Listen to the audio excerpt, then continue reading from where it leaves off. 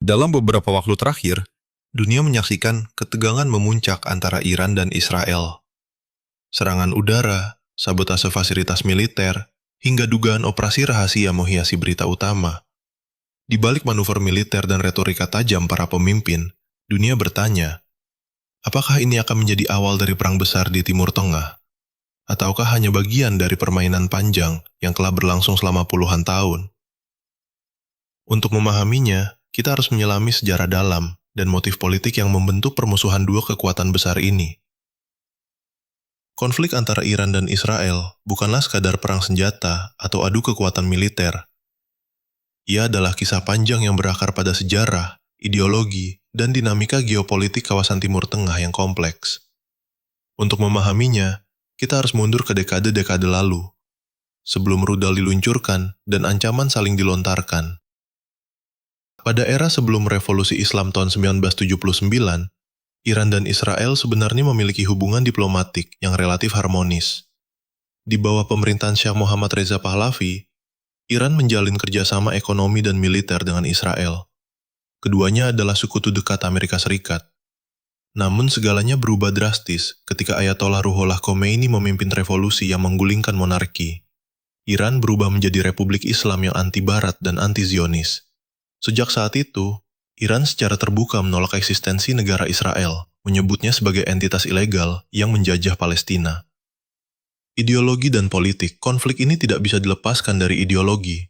Bagi Iran, perjuangan melawan Israel adalah bagian dari solidaritas terhadap rakyat Palestina dan perlawanan terhadap dominasi Barat di kawasan.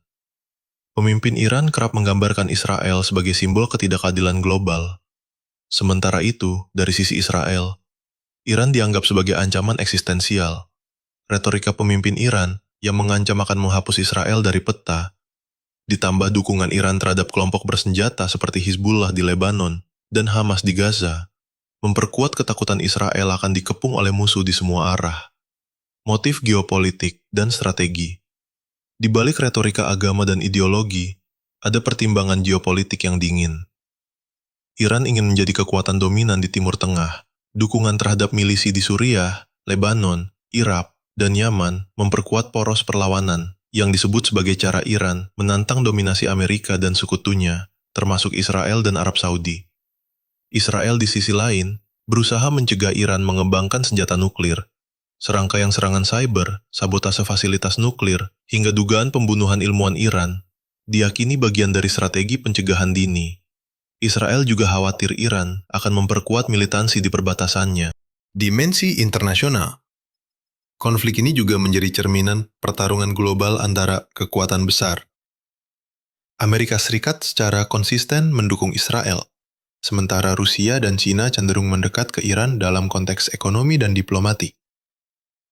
Persaingan ini membuat konflik lokal memiliki dampak global. Kesepakatan nuklir Iran 2015 sempat meredakan ketegangan. Namun, penarikan diri Amerika Serikat di era Presiden Trump memicu ketegangan baru. Sejak itu, aksi-aksi saling balas makin sering terjadi, baik di dunia nyata maupun dunia maya. Harapan atau kehancuran.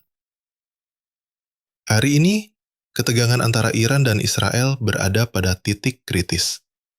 Banyak pihak khawatir konflik terbuka dapat memicu perang regional yang lebih luas. Namun di sisi lain, diplomasi diam-diam tetap berjalan, dan tekanan internasional terus mencoba menghindari eskalasi. Yang jelas, perang ini bukan sekedar dua negara yang saling membenci. Ia adalah persilangan antara sejarah, politik, keamanan, dan kepentingan besar yang tumbang tindih. Dalam konflik seperti ini, tak ada pemenang sejati. Yang ada hanyalah rakyat sipil yang selalu menjadi korban pertama.